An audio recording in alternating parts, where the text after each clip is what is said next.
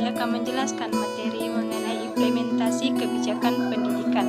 Adapun sub pembahasannya yaitu yang pertama, pengertian implementasi kebijakan pendidikan, yang kedua, implikasi dan tahap implementasi kebijakan pendidikan, yang ketiga, model implementasi kebijakan pendidikan, dan yang keempat, pendekatan implementasi kebijakan pendidikan, dan yang kelima yaitu faktor penentu implementasi kebijakan pendidikan. Baik, langsung saja. Yang pertama yaitu pengertian implementasi kebijakan pendidikan. Suatu alur pembuatan kebijakan tentu melewati beberapa tahap penting yang harus dilaksanakan.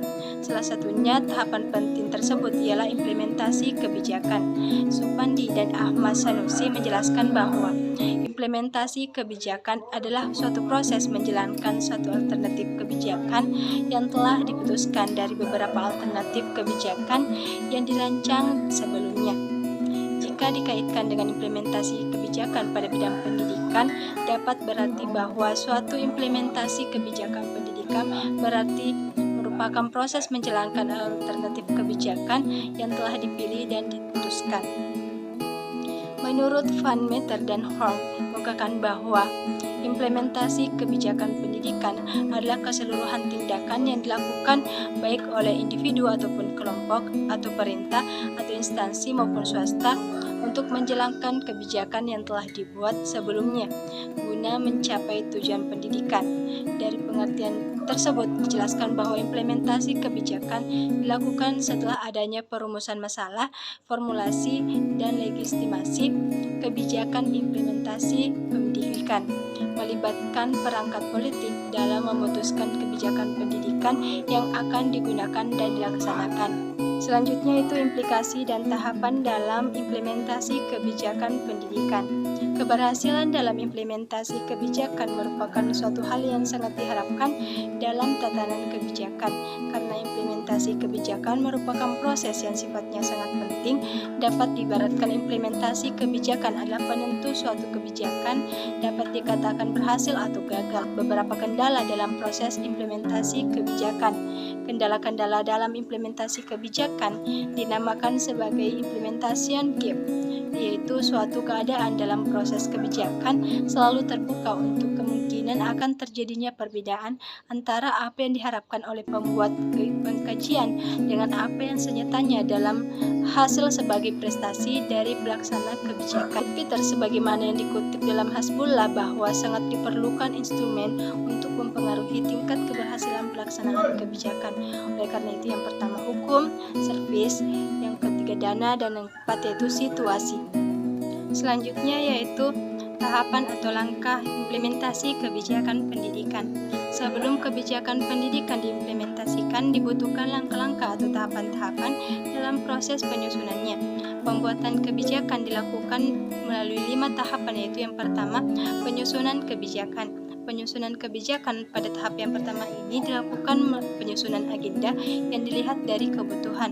Pada tahap ini dilakukan penyepakatan mengenai kriteria alternatif, penentuan alternatif terbaik dengan tujuan agar semua dampak baik dan dampak positif maupun dampak negatif bisa diungkapkan, dan pengusulan mengenai alternatif terbaik. Yang kedua itu formulasi kebijakan. Formulasi kebijakan merupakan pembahasan mengenai masalah yang sudah tercantum dalam agenda kebijakan. Pembahasan tersebut dilakukan oleh para pembuat kebijakan. Masalah tersebut diulas kemudian mencari pemecahan atau solusi yang tepat untuk masalah tersebut. Masalah pemecahan tersebut dapat berasal dari berbagai pihak kebijakan atau polisi alternatif yang ada.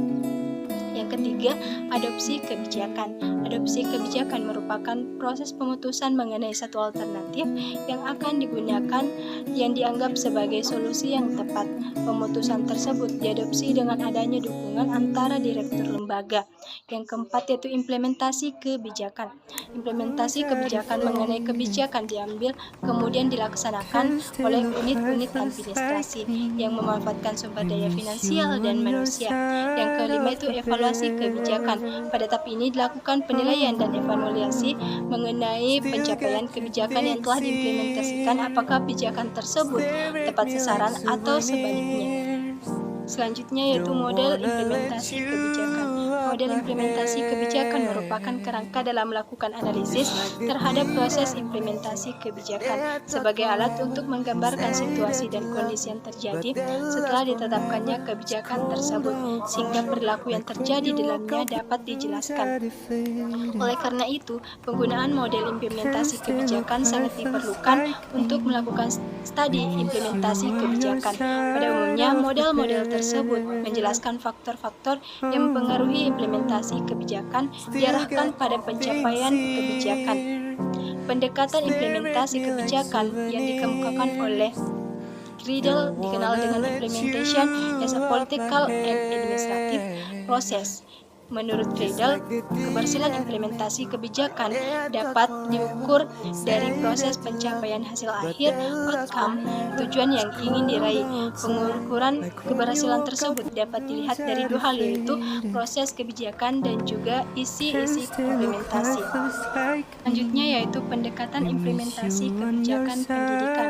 Menurut Solihin dan Arif Rohman mengungkapkan bahwa ada 4 pendekatan yang digunakan dalam proses implementasi kebijakan pendidikan.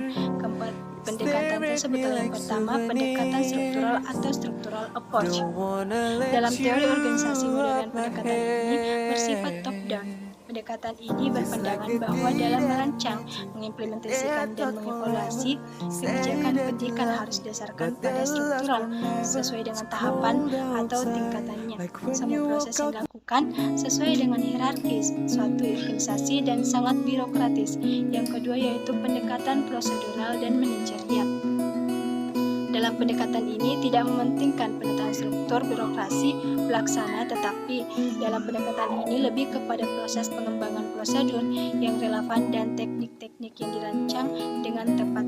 Pendekatan ini membutuhkan beberapa peralatan canggih untuk mengimplementasikan suatu kebijakan pendidikan. Yang ketiga yaitu pendekatan perilaku. Pendekatan ini menetapkan perilaku manusia sebagai pelaksana dari seluruh kegiatan implementasi kebijakan. Implementasi kebijakan pendidikan akan berjalan dengan baik apabila perilaku manusia dengan semua sifat-sifatnya juga dikategorikan baik. Selanjutnya yang keempat yaitu pendekatan politik. Pendekatan ini menekankan keadaan pada faktor-faktor politik yang berkuasa dalam melancar dan menghambat proses implementasi kebijakan pendidikan. Selanjutnya yaitu faktor penentu implementasi kebijakan pendidikan. Keberhasilan implementasi kebijakan akan ditentukan oleh banyak faktor pendukung dan penghambat yang terlibat dalam implementasi kebijakan. Dalam pandangan Ridwan, implementasi kebijakan dipengaruhi oleh 4 faktor, yakni komunikasi, yang kedua sumber daya, yang ketiga disposisi, dan yang keempat yaitu struktur birokrasi. Keempat faktor tersebut juga saling berhubungan satu sama lain.